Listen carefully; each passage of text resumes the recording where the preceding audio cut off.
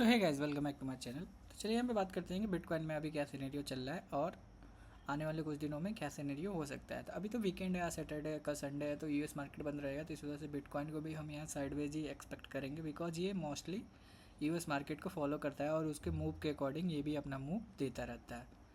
तो अगर यहाँ पे बात करें तो चूँकि अभी पिछले 3-4 दिनों से ये यूएस मार्केट को भी ढंग से फॉलो नहीं कर रहा है।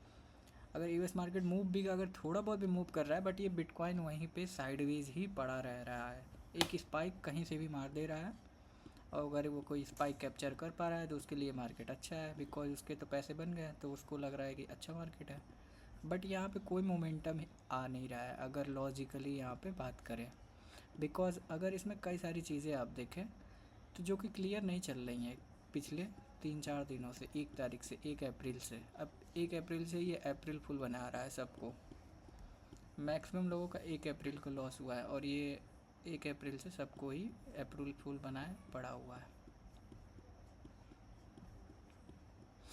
ये जैसे देखें आप, यहाँ से अप्रैल स्टार्ट हुआ, ये इसका यहाँ से मोमेंटम ख़त्म, टोटल साइडवेज, यहाँ पूरा साइडवेज साइडवेज, एक छोटा सा मूव दिया, ख़त्म। अब ये पूरा उसी मूव में पड़ा हुआ है। 2 तारीख से ये सिंपल एक ये छोटे से रेंज में पड़ा हुआ है, जो कितने पॉइंट का रेंज है अगर आप इसको देखें, 1000 पॉइंट के रेंज में ये 2 तारीख के सुबह से अभी आज 4 तारीख का शाम हो चुका है, और ये स्टिल अभी भी उसी रेंज में है। ये हल्का ब्रेकआउट शो कर रहा है, बट आप देख सकते हैं इसमें मोमेंटम ही नहीं है, मतलब वॉल्यूम नहीं है, लिक्विडिटी नहीं है, तो इट मीन्स ये फेल होने का इसमें चांसेस है। अगर ये फेक आउट देगा तो अगेन ये क्या करेगा, फिर ये यहाँ से जैसे ये धीरे धीरे ट्रैवल करके ऊपर गया है, वैसे ये यहाँ से अगर नीचे आ जाएगा तो यहाँ से ऐसे धीरे धीरे ट्रैवल करके अगेन इस जोन पे आ जाएगा, सिंपल यही करेगा। बिकॉज अभी ये पिछले 2 दिन से तो यही कर रहा है, 2 तारीख को भी यही किया, 3 को भी यही किया इसने, ये अब देख सकते हैं, अभी 4 को भी यही कर रहा है। ठीक है, तो इसमें हम क्या कर सकते हैं अगर यहाँ पे देखा जाए तो सिंपल हम इसमें ये इसको रिमूव कर लेते हैं, और यहाँ पे हम आ जाते हैं वनडे के चार्ट पे। एक बार ओवरव्यू देख लेते हैं कि वनडे पे क्या बना हुआ है। वनडे पे अगर आप देखें तो ये जो है ना, ये एक अपने एक इम्पॉर्टेंट सपोर्ट के एरिया पे खड़ा हुआ है। अगर ये सपोर्ट ब्रेक होता है इसका, तो यहाँ से हाई चांसेस है कि पहले तो मार्केट यहाँ से 63,000 का एक लो लगा देगा डायरेक्ट, बिकॉज ये 63,000 पे ही ये यहाँ पे किसको लिक्विडिटी, यहाँ पे ये जो पेंडिंग है इसको ये मिलेगी। और अगर 63,000 पे भी अगर ये नहीं संभल पाया तो फिर ये आपको सीधे 59,000 का है। और इसके बाद सीधे अगर इसको वीकली पे एक बार आपको ले चले, तो वीकली पे अगर आप देखेंगे तो जो आप न्यूज़ वगैरह में सुनते हैं, ये वाले लो के लिए ये आ जाएगा 52,000, 54,000। ठीक है, सो अभी बिटकॉइन एक क्रूशियल लेवल पे, इस वजह से यहाँ पे भी कोई डिसीजन ले नहीं पा रहा है लोग कि मार्केट का डायरेक्शन क्या करना है। ये आप देख सकते हैं, ये इसी लेवल की बात होती है जो हर जगह सुनते हैं कि बिटकॉइन 52,000 आ सकता है, 52,000, कुछ लोग 52 बोलते हैं, कुछ लोग इस लिक्विडिटी को पॉइंट करके इसको 48-49,000 का लेवल बोलते हैं कि यहाँ तक आ जाएगा। ठीक है, तो ये काफ़ी क्लियर लेवल यहाँ पे दिख रहा है। और अगर अभी आप ये पैटर्न देखें तो ये सेम पैटर्न सेलिंग का ही है। ठीक है, जो आप यहाँ कहीं भी देख सकते हैं, बट जब तक सेलिंग आती नहीं है तब तक तो हम इसको एक्सपेक्ट कर नहीं सकते हैं कि ये सेलिंग में जाएगा, ये बाइंग में जाएगा, बिकॉज अभी ये कोई क्लियर मूव शो नहीं कर रहा है। ये सिंपल अभी अपने सपोर्ट पे बस कंसोलिडेट कर रहा है। तो चलिए आ जाते हैं अब यहाँ सिंपल 4 घंटे के टाइम फ्रेम पे।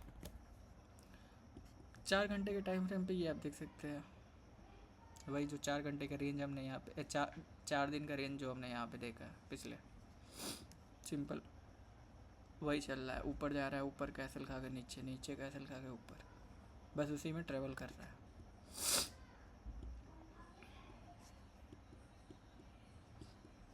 तो इसमें हम क्या करेंगे, एक अपना लेवल ये ड्रॉ कर लेते हैं,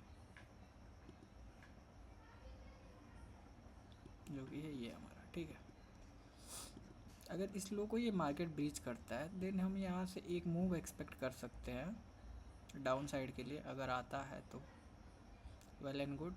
तो हम यहाँ तक का ये एक जो ये विक पड़ा हुआ है इसको हम एक्सपेक्ट कर सकते हैं, जो कि 65,701 का है, ठीक है।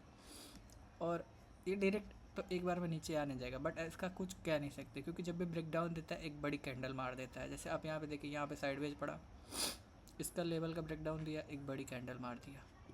तो यहाँ पे भी कुछ ऐसे ही ब्रेक डाउन ये कुछ अगर करना होगा तो करेगा, ताकि इसको कोई कैप्चर भी ना कर पाए। जो बहुत एक्टिव होगा वह इसको कैप्चर कर लेगा।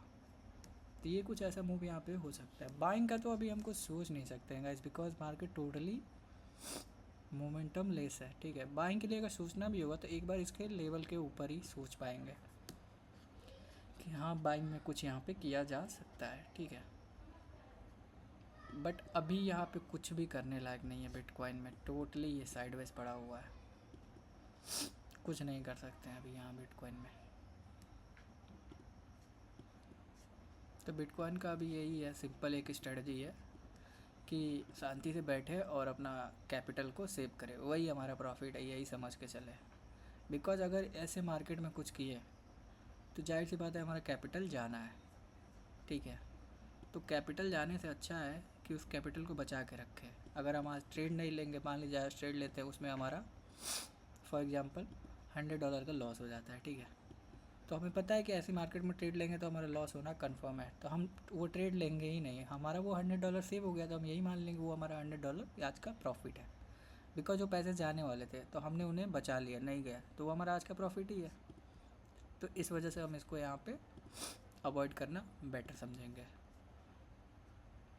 गाइस ट्रेड हमेशा वहीं लिया जाता है जहाँ पे हमें बेटर दिखे कि अगर हाँ हम $100 लूज़ करने को हैं तो क्या हमें $100 के बदले उससे एक्स्ट्रा कुछ मिलेगा।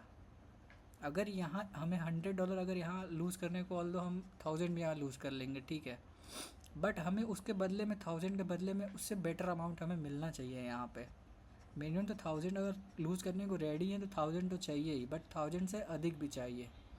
तो हम ये चीज़ें यहाँ पे एनालाइज़ करेंगे, जिसको हम बोलते हैं अपॉर्चुनिटी कॉस्ट। अगर आप अपॉर्चुनिटी कॉस्ट देख के यहाँ पे कोई भी ट्रेड प्लान नहीं करेंगे, रिस्क मैनेजमेंट, तो यहाँ पे काफ़ी दिक्कतें ये देगा।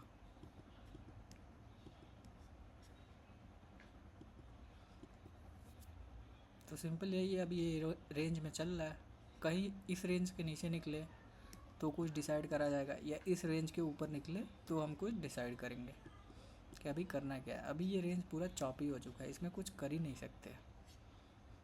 छोटा मोटा अगर ट्रेड करना हो तो इस लेवल के नीचे ही अगर आएगा तो यहाँ पे एक शॉर्ट साइड का ट्रेड हम प्लान कर सकते हैं। बिकॉज यहाँ पे लॉजिक बता रहे हैं आपको, ये पूरा ऊपर गया, ठीक है, ये सारे बायर्स जो यहाँ बाई करा हुआ है इन्होंने, इनका स्टॉप लॉस यहाँ पे नीचे पड़ा हुआ है, ये विक पे है, यहाँ पे है, यहाँ पे है और यहाँ पे है, ठीक है। तो ये अगर ऊपर गया, इधर कहीं से रिजेक्ट होके आता है नीचे और यहाँ ब्रेक डाउन देता है इसका, तो ये इनका एसएल खाने के लिए इधर तक आ जाएगा, ठीक है। उसके बाद फिर कुछ यहाँ पे अगर इसका ब्रेक डाउन देगा, देन हम यहाँ से अगेन सेल के लिए जा पाएंगे।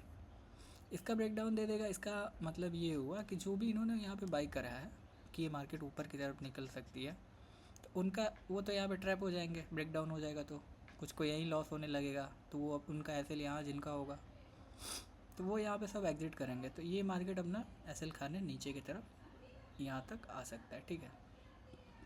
तो एक इसके नीचे हम यहाँ पे सेल ट्राई कर सकते हैं। मोमेंटम नहीं होगा गाइस, बिल्कुल भी ऐसे ही होगा, बट मार्केट है, कुछ कह नहीं सकते क्या करेगा। तो बैटरी यहाँ पे हमें यही दिख रहा है कि पिछले कुछ दिनों से ये सिर्फ बेवकूफ़ बना रहा है। तो अच्छा है कि जब तक ये कुछ दिन तक ढंग से अच्छे से चल ना ले, हम इसमें कुछ बेवकूफ़ी वाला काम करें ही नहीं, क्योंकि जब दिख रहा है कि ये सामने वाला हमें बेवकूफ़ बना रहा है, बार बार बेवकूफ़ बना रहा है, तो जब तक वो थोड़ा ढंग से काम ना करने लगे फिर उसकी बातें मानने का ज़रूरत ही क्या है। क्या पता फिर से बेवकूफ़ बना दे, फिर से बेवकूफ़ बना देगा तो हमारा तो एसएल चला जाएगा। तो इससे अच्छे हम उसकी बात माने ही नहीं जब तक वो ढंग से श्योर ना कर दे कि नहीं भाई अब मैं बेवकूफ़ नहीं बना रहा हूँ तुझे। तो ऐसा ही कुछ ये चल रहा है बिटकॉइन में। अगर बात करें इथेरियम की, तो इथेरियम में भी कुछ यही माहौल है, ये आप देख सकते हैं, सेम इथेरियम का यही माहौल है। इथेरियम अगर ये सपोर्ट को अपना लूज़ करेगा, जो कि है 2041 का। तो ये यहाँ पे 1996 का इसका नेक्स्ट सपोर्ट एरिया बना हुआ है। अगर ये लेवल कहाँ से आ रहा है मैं ये आपको दिखा दूँ, अगर 4 घंटे के टाइम फ्रेम पे, तो ये आप देख सकते हैं ये एक मैक्सिमम टच एरिया है, ठीक है। यहाँ से बाइंग आई है, सेलिंग आई है, इस पे सपोर्ट लिया, रेजिस्टेंस लिया है मार्केट ने बार एंड बार, ठीक है। तो ये एक मेजर एरिया है यहाँ पे। सो ये हमारा नेक्स्ट यहाँ पे सपोर्ट बनेगा इथेरियम के लिए। इसको ब्रीच करेगा देन ये लिक्विडिटी यहाँ पे स्वीप करेगा 1939 की। तो ये इथेरियम का है। लॉन्ग का भी कोई व्यू नहीं है गाइस। लॉन्ग के लिए सिंपल इथेरियम में अगर देखें तो 30 मिनट में अगर जाएंगे तो लॉन्ग में भी यहाँ पे सेलिंग ही बनेगी, और वो सेलिंग बनेगी यहाँ पे क्योंकि ये एक ऑर्डर ब्लॉक है, ठीक है। तो इथेरियम अगर ऊपर इधर भी आता है तो यहाँ से भी हम एक सेल प्लान करेंगे।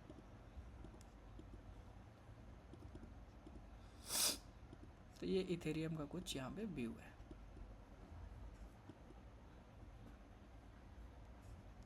सिंपल यही है, अभी कुछ करने लायक नहीं है मार्केट में, शांति से सिर्फ बैठ के देखना है कि ये कर क्या रहा है, कितना बेवकूफ़ बनाएगा।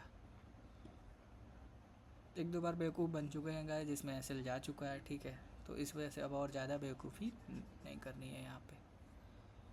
मंडे को देखते हैं क्या करता है यूएस मार्केट के बाद, यूएस मार्केट के साथ, ठीक है। मिलते हैं फिर नेक्स्ट वीडियो में।